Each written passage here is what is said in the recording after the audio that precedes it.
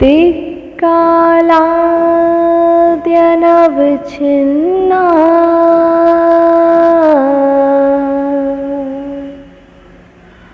अनंतचिन्मात्रमूर्तये। आप सभी मित्रों का स्वागत करता हूं।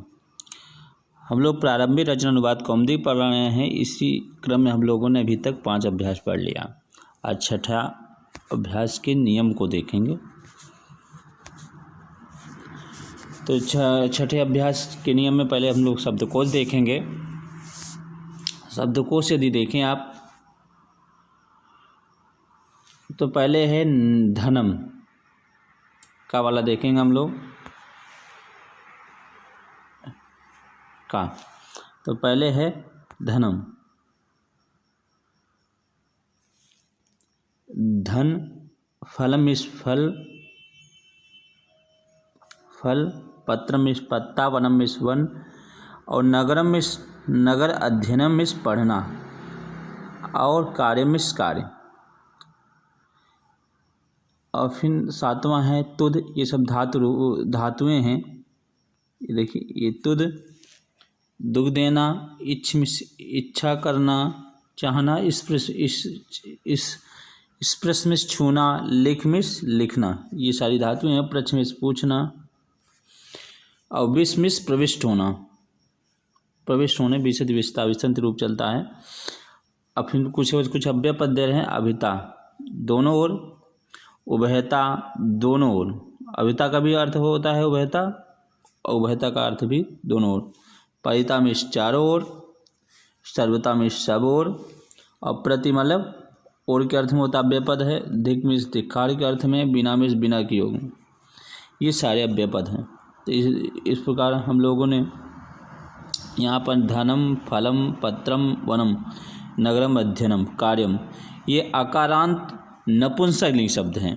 फिर तुद, इच्छ, स्पृश, लिख, प्रच्छ, विष, ये धातुएं हैं। और अभिता, उभयता, परिता, सर्वता, प्रतिधिक और बिना, ये सारे अव्यय पद हैं। अब देखिए सूचना ये दे रहे, सूचना करें कि धन से कार्य तक गृहवत चलेगा। धन से कार्य तक ये गृहवत का रूप, अर्थात घर के समान, गृहवत के समान रूप चलेगा। जैसे घर का चलता गृहम, गृहे, गृहाणि, गृहम, गृहे, गृहाणि, गृहेण, गृहाभ्याम, गृहाभ्याम, गृहाभि, गृही। उसके बाद गृहाय, गृहाभ्याम, गृहेभ्यः, फिर गृहात्, गृहेभ्याम, गृहेभ्यः, गृहस्य, गृहयोः, गृहणाम, गृहे, गृहयो, गृहेषु, हे गृहे, गृहे, हे गृहम, हे गृहो, गृहाणि। इस तरह रूप धन का देख ले। धन धने धनानि, धनम धने धनानि, धनेन धनाभ्याम धनैः, फिर धनाय धनाभ्याम धनेभ्यः, फिर धनात् धनाभ्याम धनेभ्यः, धनस्य धनयो धनानाम, धने धनयो धनेषु, हे धन, हे धनयोः, हे धनानि। इस तरह रूप चलेगा। और तुद से विष तक भवति के तुल्य चलेगा। जैसे भवति भवता भवन्ति, उसे तुदति तुदता तुदन्ति, विशद विषता विसंति, सारे रूप इस प्रकार चलेंगे। अब इस पूरे अभ्यास में हम लोग गृह अर्थात नपुंसकलिंग, आकारांत नपुंसकलिंग शब्दों के साथ लोट लकार और द्वितीय विभक्ति का अध्ययन करेंगे। यहाँ समझ लें। इस प्रकार हम लोग इस पूरे उसमें जो है व्याकरण में गृह, लोट और द्वितीय विभक्ति का अध्ययन करेंगे। तो क्रम से चलते हैं। पहला नियम हम लोग देखते हैं।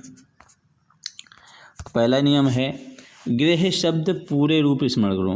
गृह शब्द का पूरे रूप आप देख लें। जब ये बाबू प्रारंभिक रचना के बाद पीछे पलटेंगे तो शब्द संख्या 26 में गृह का रूप दिया हुआ है। संक्षिप्त रूप लगाकर धन आदि के रूप गृह के तुल्य चलावें, अर्थात चलाना है।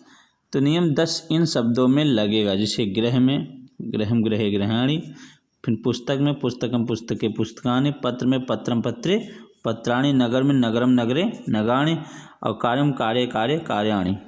अतः इनमें आनि के स्थान पर आनि, एन की जगह एन और अनाम का जगह अनाम लगेगा, अर्थात कुछ में राम इन्याम इत्यादि होगा। ये आप बीच अभ्यास देख लेंगे। तुद आदि के रूप भू के तुल्य चलावें। देखिए जितने धातु हम तुद, जो धातु हम लोगों ने पढ़ा, तुद पढ़ा, इच्छ पढ़ा, स्पृश पढ़ा, लिख पढ़ा, प्रच्छ पढ़ा, ये सारे रूप भू के तुल्य चलेंगे, अर्थात जो हम लोग बहुत ही भवता भवंती पढ़ गए हैं उसके तुल्य चलेंगे। अब एक बात और देखें कि लट, लोट, लंग और विधिलिंग में इच्छ का इच्छ, अर्थात इच्छ का इसका इच्छ आदेश हो जाता है, प्रच्छ का प्रच्छ आदेश हो जाता है। जैसे तुदति इच्छति और स्पृशति, लिखति, पृच्छति, विशति, अर्थात कुछ धातुओं का विकार होने के बाद रूप बनता है। इस प्रकार लट, लोट, लंग, विधिलिंग में यदि इच्छ धातु है तो इच्छ आदेश हो जाएगा, प्रच्छ धातु है प्रच्छ आदेश हो जाएगा और रूप चलेगा इच्छति इच्छता इच्छन्त, पृच्छति पृच्छता पृच्छन्त। अब लोट लकार देख लें, लोट लकार का रूप याद कर लें, इसी के अनुसार इसमें इस अभ्यास में इसका प्रयोग होगा। तो चलते हैं, पहला है भवतु भवताम भवन्तु। एक प्रथम पुरुष में चलेगा भवतु भवताम भवन्तु, भवतु भवताम भवन्तु। फिर दो वचन में चलेगा भव भवतम भवत, भव भवतम भवत। और बहुवचन में चलेगा, क्या चलेगा बहुवचन में? बहुवचन में चलेगा भवानी भवाव भवावा। ये इसको काट के थोड़ा बढ़ा के ऊपर देखेंगे तो इस तरह इसको याद कर लें आप लोग। पहला है भवतु भवताम भवन्तु, भवतु भवताम भवन्तु, भवतु भवताम भवन्तु। फिर उसके बाद है मध्यम पुरुष में भव भवतम भवत, भव भवतम भवत, भव भवतम भवत। फिर उसके बाद जो है और उत्तम पुरुष में भवानी भवावा भवामा। इसी तरह सारे रूप चलेंगे। अब यदि पठ का चलाया गया तो पठतु पठताम पठन्तु, पठ पठता पठत, पठानी पठाओ पठाम। गम का गच्छतु गच्छताम गच्छन्तु, गच्छ गच्छतम, गच्छत गच्छानि, गच्छाओ गच्छाम। तुद का तुदतु तुदताम तुदन्तु, तुद तुदतम, तुदत तुदानि, तुदाओ तुदामा। वद का वदतु वदताम वदन्तु, वद वदतम, वदत वदानि, वदाओ वदामा। लिख का लिखतु लिखताम लिखन्तु, लिख लिखतम, लिखत लिखानि, लिखाओ लिखाम। पृच्छ का पृच्छतु पृच्छताम, पृच्छन्तु, पृच्छ पृच्छतम, पृच्छत पृच्छानि, पृच्छाओ पृच्छाम। अर्थात अतु अताम अंतु, ये जो शार्ट में हैं इनको आप जोड़ के आप बना सकते हैं। और आ अतमत और आन यावाम, ये आप जो है शार्ट में जोड़ के किसी भी धातु का रूप बना सकते हैं। अब सूचना देखें तो संक्षिप्त रूप लगाकर पठ, गम आदि और तुद आदि के रूप बनाने पड़ेंगे। मैंने सुना दिया पढ़ के, जैसे इन्होंने उदाहरण दिया पठ का पठतु, गच्छ का गच्छतु, वद का वदतु, तुद का तुदतु, इच्छ का इच्छतु, लिख का लिखतु, पृच्छ का पृच्छतु आदि रूप इस प्रकार से बनेंगे। ठीक है ना। अब आइए 11वां देखें, नियम 11। नियम 11 हम देखें।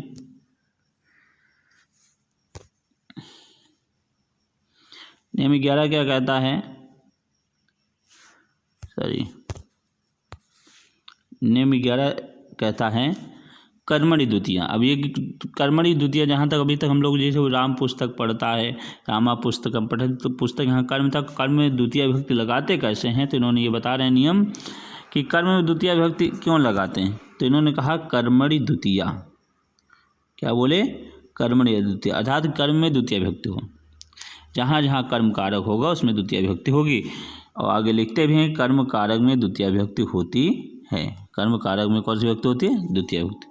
जैसे रामः विद्यालयम गच्छति, यहाँ विद्यालय कर्म है इसलिए उसमें द्वितीय विभक्ति का प्रयोग उन्होंने कर दिया। आगे है सह पुस्तकम पठति, यहाँ भी पुस्तक कर्म है इसलिए उन्होंने कर्म में द्वितीय विभक्ति लगाकर बनाएंगे पुस्तकम। सा प्रश्न पृच्छति, यहाँ भी प्रश्न कर्म है इसलिए द्वितीय विभक्ति लगाएंगे। और नियम 11 आगे भी है। 11वां नियम है, 12वां नियम है, कहता है कि कुछ अव्यय दे रहे हैं, ये कहते हैं कि उभयता, अभिता, उभयता, परिता, सर्वता, प्रतिधिक और बिना के साथ द्वितीय विभक्ति होती है। जैसे ये शब्द जहाँ जहाँ लगेंगे, कौन कौन, बोले अभिता, उभयता, परिता, सर्वता, प्रतिधिक और बिना, ये शब्द जिनके साथ लगेंगे उसमें द्वितीय विभक्ति का विधान होगा। जैसे उदाहरण दे रहे हैं ये, जैसे ग्रामम अभिता उभयता वा, गाँव के दोनों ओर, गांव के दोनों ओर, क्योंकि उभयता परिता लगा है, अभिता उभयता लगा है, इसलिए उन्होंने ग्राम में द्वितीय विभक्ति का प्रयोग किया। फिर आगे उदाहरण दिया, ग्रामम प्रति, गांव के प्रति, दुर्जनम धिक, दुर्जन का धिक्कार। ये दोनों में देखिए प्रति और धिक के कारण दुर्जन और ग्राम में द्वितीय विभक्ति का प्रयोग हुआ है। रामम बिना, यहाँ भी देखें आप, तो बिना के कारण राम में द्वितीय विभक्ति का प्रयोग हुआ। तो इस में इतना ही। नेक्स्ट वीडियो में नए विषय, इस अभ्यास 6 के वाक्यों के अनुवाद के साथ मिलेंगे। तब तक के लिए महादेवाय नमः।